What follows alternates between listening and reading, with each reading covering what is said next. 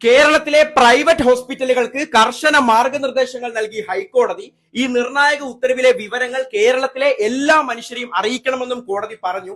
കാരണം കേരളത്തിലെ സ്വകാര്യ ആശുപത്രികൾ ആഗ്രഹിക്കുന്നത് നമ്മൾ ആരും ഈ വാർത്ത അറിയരുതെന്നാണ്. കോടതിയുടെ ഉത്തരവ് ഇങ്ങനെയാണ്: പണമില്ലെങ്കിലും രേഖകളില്ലെങ്കിലും അത്യാഹിത വിഭാഗത്തിൽ എത്തുന്ന എല്ലാ രോഗികൾക്കും ഉറപ്പായും ചികിത്സ നൽകണം. ഇവരുടെ ആരോഗ്യനില സ്റ്റേബിൾ ആക്കണം. ആശുപത്രിയുടെ റിസപ്ഷനിലും വെബ്സൈറ്റിലും എല്ലാ ചികിത്സാ നിരക്കുകളും എല്ലാവർക്കും കാണാവുന്ന തരത്തിൽ മലയാളത്തിലും ഇംഗ്ലീഷിലും പ്രദർശിപ്പിക്കണം. ഇതിലൂടെ ചെലവ് നേരത്തെ മനസ്സിലാക്കി നമുക്ക് ചികിത്സ നേടാം.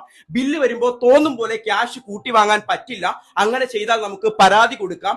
ലഭ്യമായ സർവീസുകളും പാക്കേജ് നിരക്കുകളും ഡോക്ടർമാരുടെ ഫുൾ ഡീറ്റെയിൽസും എല്ലാവർക്കും കാണാവുന്ന തരത്തിൽ പ്രദർശിപ്പിക്കണം. ഡിസ്ചാർജ് ചെയ്യുമ്പോൾ എക്സ്റേ, ECG, സ്കാൻ റിപ്പോർട്ട് അങ്ങനെ എല്ലാ ഡോക്യുമെന്റ്സും രോഗിക്ക് നൽകണം. രോഗിയെ മറ്റൊരു ഹോസ്പിറ്റലിലേക്ക് മാറ്റണമെങ്കിൽ അതിന്റെ ഉത്തരവാദിത്തം ആദ്യം ചികിത്സ തേടിയ ആശുപത്രിക്കാണ്. പരാതി നൽകാനുള്ള സംവിധാനവും പരസ്യമായി പ്രദർശിപ്പിക്കണം. എല്ലാ ആശുപത്രികളിലും ഒരു പരാതി പരിഹാര ഡെസ്ക് ഉണ്ടാവണം. ഒരാഴ്ചക്കുള്ളിൽ നമ്മുടെ പരാതികൾ തീർപ്പാക്കണം. പ്രൈവറ്റ് ഹോസ്പിറ്റൽ മാനേജ്മെന്റ് അസോസിയേഷന്റെ അപ്പീൽ തള്ളിക്കൊണ്ടാണ് ഹൈക്കോടതിയുടെ ഈ നിർണായക ഉത്തരവ്. ഇത് നമ്മൾ ഓരോരുത്തരുടെയും അവകാശമാണ്.